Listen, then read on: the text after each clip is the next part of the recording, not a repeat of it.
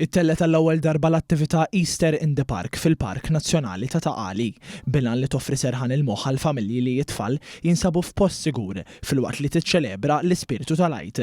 Taħt sema kaħlanija bosta familji jinġabru f'Taqali bit-tfal jesprimu sens ta' ferħ u entużjażmu waqt li kienu jipparteċipaw fl-attivitajiet organizzati. Dwar dan il-għan One News tkellem ma' wieħed mill-organizzaturi Henry Gallia fejn spjega x'inhu s-sinifikat ta' din l-attività festiva u għatenna l-sibt wara nofsinhar biss attendew il fuq minn 2000 persuna, numru li huwa ta' sodisfazzjon wara ġimgħa ta' temp ikraħ.